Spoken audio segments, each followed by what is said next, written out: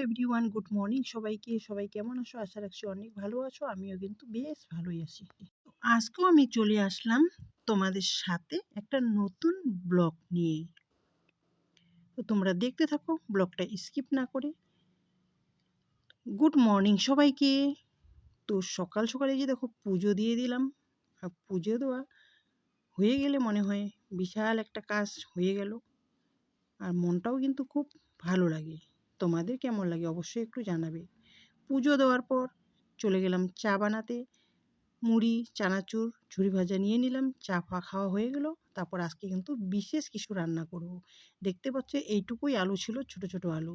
ছোট আলুগুলো সুন্দর করে কেটে ধুয়ে বেছে এনে ভাজা করতে দিয়ে দিলাম। আর নিয়ে আসছে আজকে ডাঁড়িকা মাছ। এই মাছগুলো আমার খুব ভালো লাগে। আর মাছগুলো দেখছো ভিতরে কিন্তু ডিমও হয়েছে। আর নিয়ে এসেছে কয়টা চায়না পুঁটি মাছ।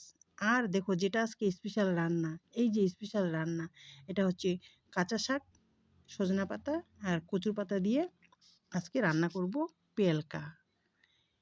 অনেক দিন পরে আবার বাড়িতে হলো। আমার কিন্তু ভীষণই ফেভারিট, কিন্তু সবসময় এই জিনিসগুলো পাওয়া যায় না, তাই রান্নাও করা হয় না।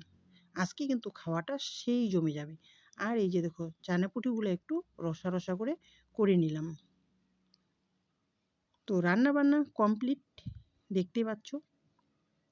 আর সবারও খাওয়া দাওয়া মাঝখানে হয়ে গেছে। এবার আমার জন্য বেড়ে নিয়েছি ছোটো মাছের ভাজা, চানাপুটি মাছের ঝোল মাখা মাখা, আর পেলকা শাক, আর হচ্ছে আলু ভাজা।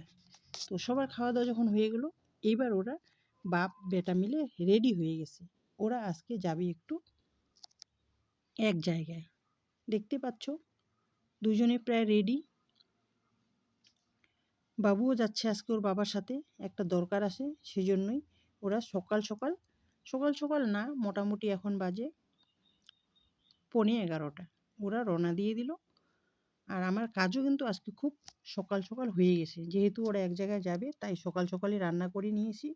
আর রান্না বান্না খাওয়া দাওয়া হওয়ার পরে যা টুকটাক কাজ থাকে এখন সেগুলোই করব।